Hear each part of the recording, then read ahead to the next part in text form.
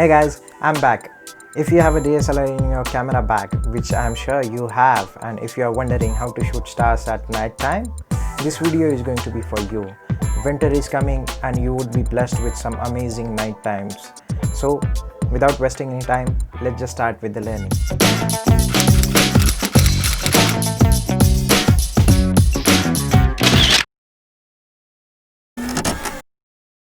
Hi guys, my name is Prathamesh Dixit and I am travel photographer from beautiful country of India. Shoot Travel Talk with Prathamesh is my channel where we talk everything related to photography. Today we are going to talk about how to shoot stars at night time if you have a DSLR camera in your pocket. But if you are new to the channel, don't forget to subscribe and click on to the bell notification icon so that you get a notification every time I post a new video on YouTube. Also, don't forget to like because it helps me to reach out to people like you and also motivates me every time. To shoot stars at night, let's just talk about what all equipment you need. One of the first things that you need is a good sturdy tripod. Second thing that you would need is a good lens or an average lens probably which has a wider aperture like Aperture f2.8. The third thing that you would need is either the timer facility on your camera, or the best way is the external shutter release, which is an external trigger or external button for your camera which allows you to avoid the shake while clicking the pictures. These things are more than sufficient for you to understand and to start with how to shoot your night skies. When we speak about night photographic images execution, you have to be really good with the manual modes on your DSLRs. What I mean to say is you have to be able to handle ISO, shutter speed and aperture manually by yourself. Just because it's going to be really dark situation at night, no other modes or auto modes are going to help you to achieve the results that you are expecting. Hence, you should be able to take the control of all the settings of your camera and execute it to get the perfect final results. So if you are wondering what settings you should be using to get the perfect night sky images, let's just go through them one by one. Our first setting that we are not going to change at all during our entire shoot is going to be an aperture number. And if you remember what I've talked initially, you need a lens with the wider aperture value. What I mean to say is that you need a lens which will allow you to have the maximum light inside your camera towards your sensor through the wider opening. Smaller the value of aperture, better the results that it's going to produce. It is not necessary to have the lens of wider aperture like 2.8, 1.4 or 1.8 itself. You can use your kit lens as well to explore the night skies. It's just that you need to compensate with other factors to get quality results. Our next factor to consider is an ISO number. Now what is ISO? ISO is nothing but a sensitivity of your camera towards the light. Now since we are going to shoot at dark time, we need to have a camera with higher sensitivity. So I would be recommending here to keep an ISO number around 1600, 3200 or at max 6400. If you go beyond that, you would start seeing artifacts which are considered as noise into your final results. And if we go back to our discussion where I've asked you to get lens with the wider aperture, what it means is the wider aperture allows more light to come in your camera and thus your camera can become a less sensitive. So if you have an aperture number such as f2.8, you would be having an ISO number probably around 1600.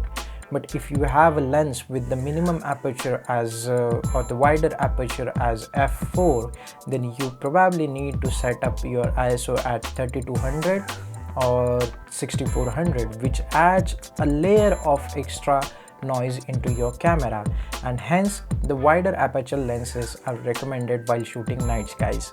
One of the important factors to consider while shooting astro images or night skies is nothing but shutter speed. Now to determine value of the shutter speed to have stars without any motion in your image, there is one particular rule called as rule of 500. Now what is rule of 500 exactly? The rule of 500 says that the shutter speed required to click an image without having any motion in your stars is equal to 500 divided by actual focal length of your camera. Now, what is actual focal length? When we speak about full frame cameras, the actual focal length remains the focal length at which you are trying to capture an image. So let's suppose that we are trying to capture an image at 20 mm, then the actual focal length of full frame camera remains 20 mm. Now, when we speak about crop frame cameras or crop censored cameras, the crop censored cameras are associated with a crop factor. So the actual focal length becomes the focal length at which you are trying to shoot, which is in this case 20 mm multiplied by crop factor of that particular camera sensor. Depending upon what cameras you are trying to use, your crop factor may vary. You can check for that value on internet. I hope you have got the point that your shutter speed is equal to 500 divided by actual focal length at which you are trying to shoot an image. And if you follow this rule, every time you would get an image without any motion in your stars. It's as simple as that. Now try to understand the fact that to get a better image you need maximum light to come in your camera, and to get a maximum light in your camera you need a shutter speed as high as possible. Now you will get higher shutter speed only when your focal length is as small as possible, and thus astrophotographer always recommends wider lenses to capture astro images. It is not mandatory, but yes, to get a perfect good quality results you are requested to get a better wider angle lens. So whatever we have discussed till now in regards with the astrophotography are three main factors, nothing but shutter speed, aperture and ISO. But what happens with focusing during darkness? Let's jump onto that point right now. If you are using autofocus during darkness, it's one of the biggest mistakes. You should be using manual focus while focusing or shooting during night time. Now your next question would be, Prathamesh, how we can focus during darkness at night time? To get the perfect sharpness using manual focus ring, you have to point out one star which is brightest star into your scene. Now using camera zoom in zoom out functionality, you would try to zoom into that particular star, and by manually moving your focus ring, you would try to achieve the perfect sharpness for that particular star. In this way, you would be having all the stars in perfect sharpness and well focused. It's as simple as that. If you are hitting the location well ahead of time and before the darkness, you can keep your camera set up well in advance and focused on the maximum distance object into your particular scene, which is also called as focusing at infinity. One of the another tip I can give you while shooting during night time for focusing is to use the torch light. Point out your torch at distance in the sky and try to focus on that particular light. Once you have achieved that focus, you are all set to click the final image.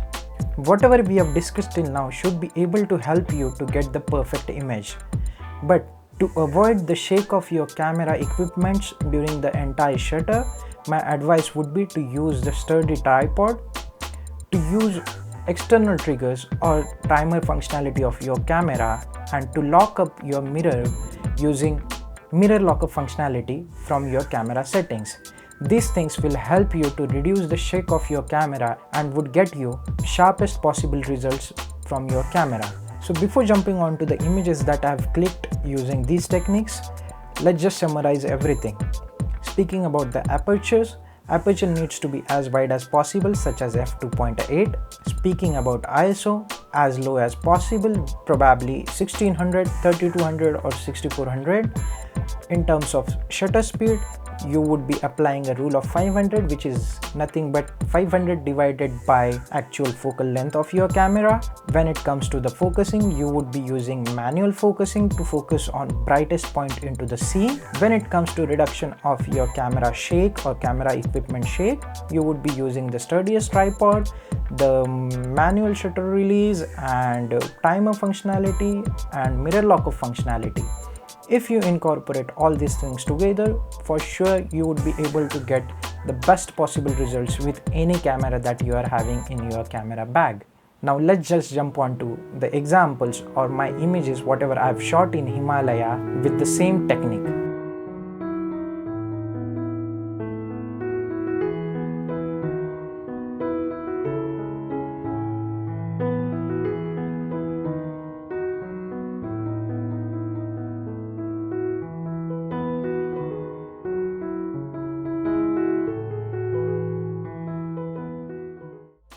Alright guys, so that's it from my side in this video, and before just going out, if you really felt that this video was good, don't forget to like this video, don't forget to share and comment under this video and let me know what you felt. If you have faced any challenges while shooting astro images, comment that also. I would be happy to assist on that. And if you haven't subscribed to the channel yet, don't forget to subscribe and get notified with the bell notification icon. Till then, shoot, travel, talk with Prathamesh. Bye bye.